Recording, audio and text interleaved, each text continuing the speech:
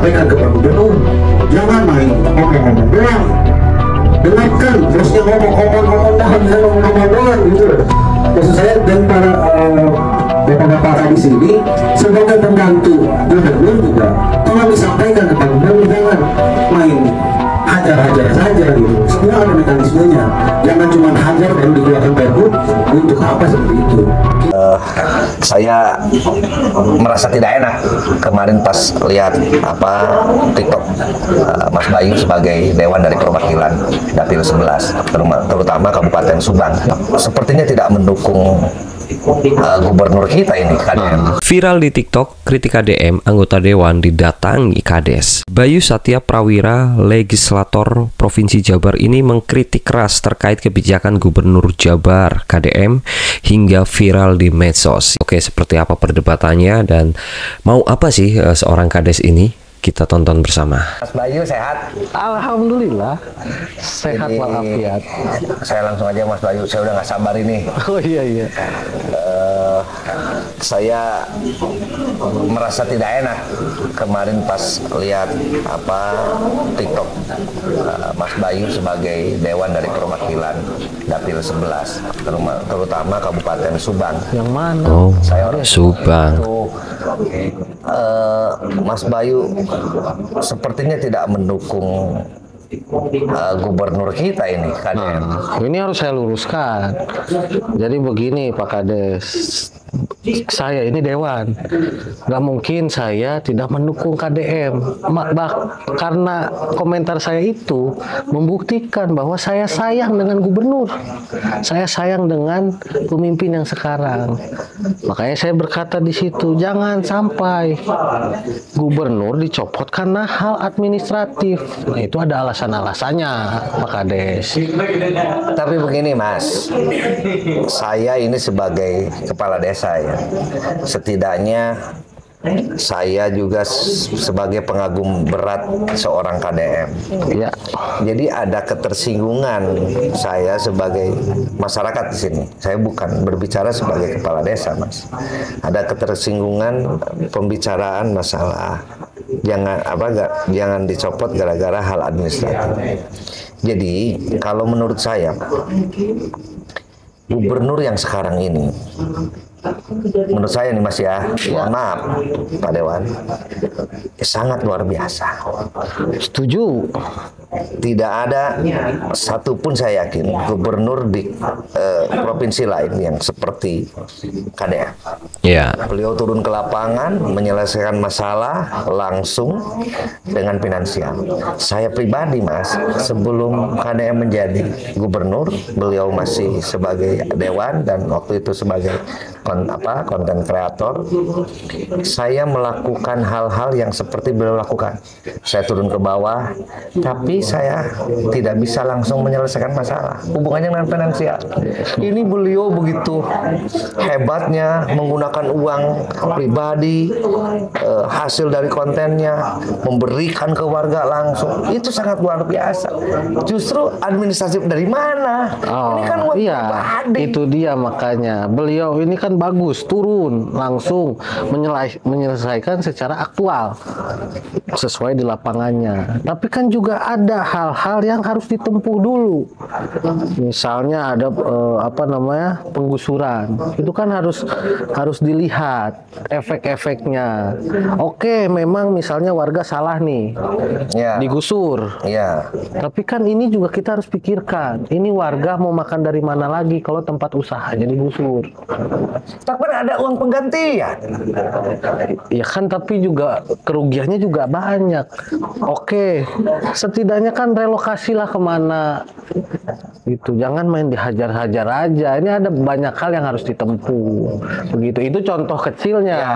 Contoh besarnya kan ada banyak yang pemilik usaha segala macam tiba-tiba disikat tutup gitu. Itu kan mereka pertama bermodal dan ternyata izin-izinnya ada. Nah, kalau memang dia ternyata menyalahi aturan, kenapa izinnya bisa keluar? Nah, gini Mas. Jadi gini. Seru nih. Kan KDM ini saya lihat ya, beliau melakukan langsung seperti itu beliau melihat ada kemaslahatan yang lebih besar dibanding hal itu. Contoh aja, kita lihat waktu penutupan di Bogor. Ya. Itu masalahnya lebih besar. Ketika beliau menutup itu yang menyebabkan banjir, itu kan lebih besar. Nah, ini pun beliau punya anggapan itu kemaslahatan lebih besar. Betul, saya kan tidak pernah mengomong itu salah. Tapi jangan tebang pilih dong, jangan warung-warung yang di pinggirnya saja. Itu kan ada warung yang besar, tempat makan yang besar. Kenapa itu tidak ikut digusur? Jadi jangan ada tebang pilih, jangan ada pilih-pilih. Oh, nggak ada tebang pilih kan dalam hal ini, Mas Dewan. Nggak ada. Beliau mungkin masih dalam tahap proses. Iya. Ya, proses kedepannya seperti apa. Jadi setidaknya saya, Mas Dewan ini, saya merasa agak kurang seret kemarin pernyataannya. Karena memang saya aja sebagai seorang, dan saya yakin saya sebagai seorang kepala desa kemudian mengikuti jejak beliau. Kalau untuk turun ke lapangan saya sanggup. Iya. Apapun yang beliau kerjakan. Tapi untuk membereskan masalah sampai urusan di sana, saya tidak sanggup. Contoh begini aja, waktu di Bekasi, masa orang digusur sampai mau selfie, itu berarti kedekatan beliau dengan warga masyarakat begitu dekat, tersentuh hatinya, dan dengan finansial yang cukup. Beliau mengeluarkan uang langsung, ya itu duit dari mana? Kan kalau kita pasti begini mikirnya, aduh, saya nunggu kebijakan dari mana nih, uang dari mana? Tapi beliau langsung menggunakan duit pribadi hasil konten. Betul. Itu ya. Saya setuju. Saya tidak pernah membilang itu salah gitu. Makanya terus mungkin penutupan dari saya begini. Beliau sah melakukan itu menurut saya, tapi dengan diiringi dengan aturan-aturan yang berlaku. Jangan sampai beliau ini melangkah ternyata ada aturan-aturan yang terlewat. Aturan apa? Ditabrak. Saya yakin seorang gubernur KDM tidak akan sebodoh itu. Saya pun sebenarnya yakin seperti itu. Bagaimanapun sepak terjangnya luar biasa, Bos. Pernah jadi wakil bupati, pernah jadi jadi bupati 2 periode, pernah di DPR RI, wakil ketua pula, wakil ketua komisi, dan sekarang gubernur Jawa Barat. Yang harusnya semua itu sudah paham di luar kepala. Nah iya, kan udah paham makanya gitu. Rekan kerja yang baik hanya mengingatkan, tolong jangan lupa pergerakan ini harus diimbangi dengan administrasi yang berlaku, peraturan-peraturan yang berlaku itu harus ditempuh.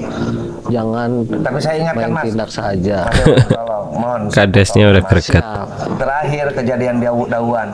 Iya. Begitu luar biasa beliau. Sahabat-sahabat semua dikasih ganti langsung hari itu. Betul. Nah, itu kan seorang yang kita panjangin lagi nih. Hebat itu. Betul, di situ bagus, tapi balik lagi ada yang belum tergusur juga yang di bataran-bataran itu, dan juga harus dilihat lagi. Setelah saya lihat dari laporan-laporan, ternyata ada beberapa yang akan bukan yang sudah, yang akan ditindak itu yang mempunyai sertifikat. Artinya KDM ini coba cek dulu internalnya, beresin internalnya, baru kita hajar yang memang salah. Kenapa ini sertifikat bisa keluar? Sama halnya tadi tempat wisata, kenapa izinnya bisa keluar? Yang mengeluarkan siapa?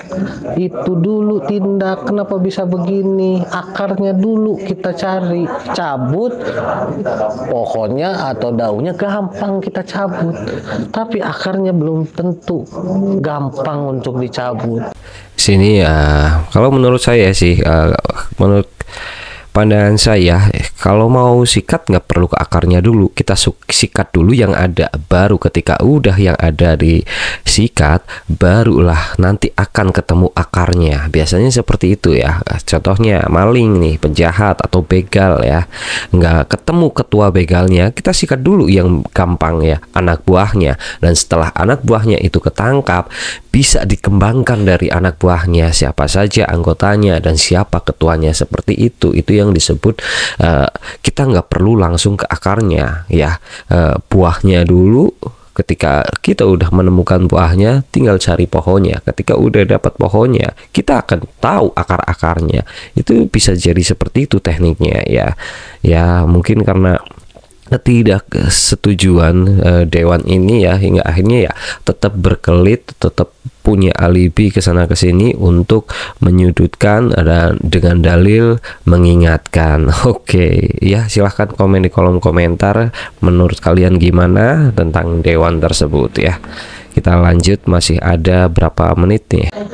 Kalau daun dipetik, akar masih ada, tumbuh lagi itu daun. Tapi kalau akar dicabut, daunnya walaupun masih ada, akan mati itu daun.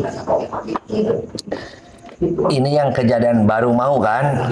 Iya, tapi kan sudah ada surat pemberitahuan akan digusur 3 hari lagi, Bos. Hari Jumat. Yang di mana ini? Yang di Dauan. Tidak mungkin lah, masa ada yang sertifikat mau digusur.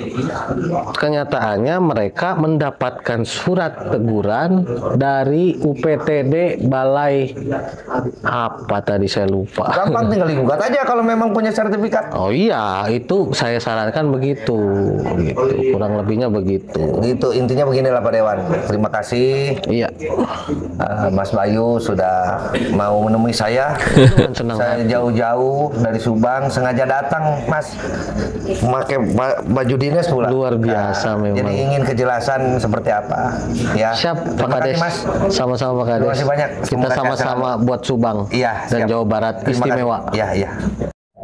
Seperti itulah ya, saya tidak akan ngomong panjang lebar, biar kalian saja yang menilai tentang semua ini. Dan saya sudah menjelaskan tadi masalah KDM main tebas main ini. KDM ini bukan orang awam atau bukan orang baru ya.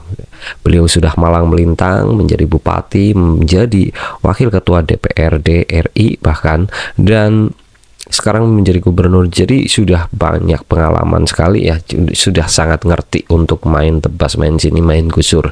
Tidak seperti itu, Bos. Jadi ya itu kan tujuannya untuk mengingatkan, tapi stigma masyarakat yang mendengar itu akan sangat tidak suka ya bagi para pendukung KDM ya.